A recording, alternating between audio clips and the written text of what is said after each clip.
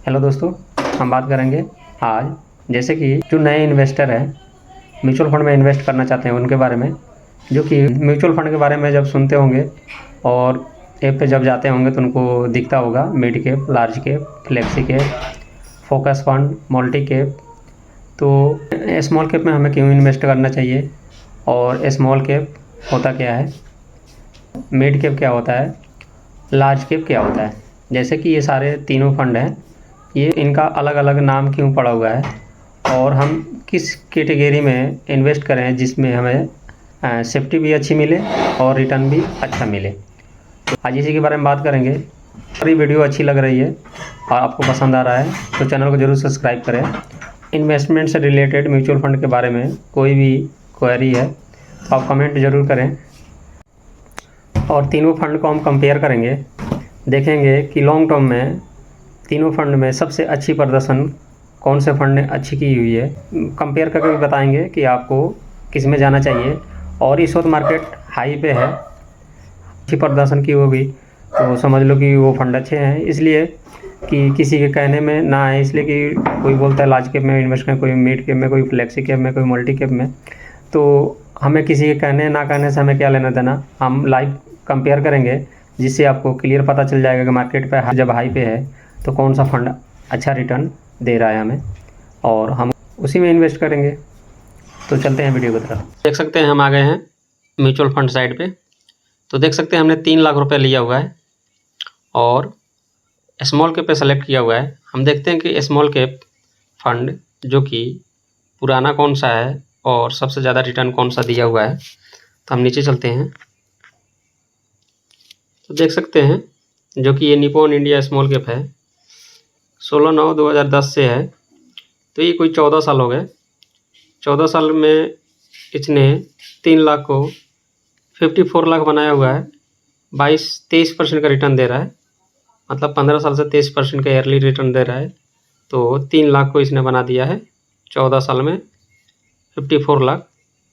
तो SBI small cap है जो कि इसको 15 साल हो गए। 15 साल में इसने बना दिया है 56 लाख, जो कि 3 लाख इसमें भी इन्वेस्ट है और 21% का रिटर्न दिया हुआ है लॉन्ग टर्म में। तो 15 साल के हो गए। तो देख सकते हैं सुंदरम स्मॉल कैप फंड है जो कि 16/2/2005 से है। ये कि 19-20 साल के करीब हो गया इसको लिस्ट हुए और इसमें 3 लाख रुपये लगा हुआ है। तो 80 लाख रुपये बनाया हुआ है जो कि 18% का इसका रिटर्न है। तो सबसे पुराना fund Sundaram small cap fund ही है। अब हम चलते हैं मिड कैप सेलेक्ट करते हैं। तो देख सकते हैं सुंदरम मिड कैप फंड है जो कि 30/7/2002 से है। ये कोई हो गया, ये कोई 22 साल हो गया। 22 साल में अगर 3 लाख रुपये इसमें पड़ा हुआ है और ये 4 करोड़ रुपये बना दिया है। 3 लाख रुपये अगर डाल के इसमें छोड़ दिए तो 4 करोड़ रुपये बन गया होता। तो देख सकते हैं इसने सारे स्मॉल कैप को बीट किया हुआ है, इसलिए कि किसी स्मॉल कैप का रिटर्न 22% से ऊपर नहीं था। जो निपॉन इंडिया का भी रिटर्न जो था, जो 22% का रिटर्न था हाल में, एक यहाँ पे ये रिटर्न दिया है 25% का ईयरली रिटर्न दिया हुआ है। तो 3 लाख रुपये अगर लगा कर छोड़ दिए होते तो देख सकते हैं 4 करोड़ रुपया यहाँ बन चुका है। हम देख सकते हैं निपॉन इंडिया का भी ग्रोथ फंड है, मिड कैप में ही आता है, 1995 से है। इसने भी 23% से ज़्यादा का रिटर्न दिया है। देख सकते हैं 1995 से है। इसने 3 लाख रुपये इन्वेस्ट करके छोड़ दिए होते, ये को हो गया 30 साल। 30 साल में इसने 12 करोड़ रुपये बना दिया है, 23% का रिटर्न। देख सकते हैं निपॉन इंडिया और सुंदरम मिड कैप दोनों फंड स्मॉल कैप को अपने स्मॉल कैप फंड को बीट कर रहे हैं। तो एक्सिस मिड कैप भी फंड अपने स्मॉल कैप को बीट कर रहा है। यहाँ पे तो पता चल गया कि स्मॉल कैप से अच्छा रिटर्न मिड कैप कंपनियां बनाकर दे रही हैं, जो कि उससे रिस्क भी इसमें कम है। अगर देखा जाए तो स्मॉल कैप से रिस्क मिड कैप में कम होता है। देख सकते हैं लार्ज कैप जो फंड है ABCL, तो ये 2002 से है। ये कोई हो गया 22 साल। 22 साल में अगर 3 लाख रुपये डाल के छोड़े होते तो भी ये 1 करोड़ 60 लाख रुपये बना दिया है। देख सकते हैं अगर देखा जाए तो स्मॉल कैप के बराबर का रिटर्न इसने दिया हुआ है लॉन्ग टर्म में। ये कोई 19% का रिटर्न है। और देख सकते हैं 2003 से है, ये भी 20% का रिटर्न है। कोटक ब्लू चिप फंड है जो भी 19 से 20% का रिटर्न दे रहा है। ये भी 2003 से है। अगर 1 लाख डाल के छोड़ दिए थे 2003 में, तो आज बन गया होता 1.5 करोड़ रुपया।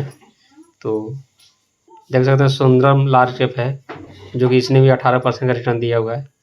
तो अगर देखा जाए तो स्मॉल कैप को लार्ज कैप ने भी बीट किया हुआ है और मिड कैप ने भी बीट किया हुआ है। अगर लॉन्ग टर्म में देखा जाए तो मिड कैप आराम से स्मॉल कैप को बीट कर रहा है और लार्ज कैप सिमिलर मान सकते हैं, इसलिए कि लार्ज कैप में रिस्क भी बहुत ही लो रिस्क होता है। तो आपको अगर वीडियो अच्छी लग रही है तो चैनल को ज़रूर सब्सक्राइब करें और वीडियो को ज़रूर लाइक करें। तो अब बात कर लेते हैं कि लार्ज कैप और मिड कैप होता क्या है। तो स्टॉक मार्केट में जो लिस्टेड कंपनियां हैं जो कि 7,500 कंपनियां लिस्टेड है, जिसमें से 500 कंपनी जो सबसे बड़ी है मार्केट कैप के हिसाब से, मार्केट कैप मतलब कि कंपनी के साइज के हिसाब से जो बड़ी है, तो 500 में से जो 100 कंपनी सबसे बड़ी है उसको लार्ज कैप बोला जाता है। 100 कंपनियां से नीचे 150 कंपनी आती हैं, वो आती हैं मिड कैप में, और 150 और 100 मिलाकर हो गए 250, और उससे जो 250 कंपनियां जो बचती हैं वो आती हैं स्मॉल कैप में। तो देख सकते हैं कि जो बड़ी कंपनियां हैं तो वो उसमें लार्ज कैप आ गई और मिड कैप आ गई, स्मॉल कैप उनसे छोटा है, तो ज़्यादा रिस्क लेकर भी कम रिटर्न लॉन्ग टर्म में बन रहा है। तो हम स्मॉल कैप में क्यों जाएँ? बाकी आपका पैसा है तो आपका डिसीजन है, तो आप अपने हिसाब से देख सकते हैं।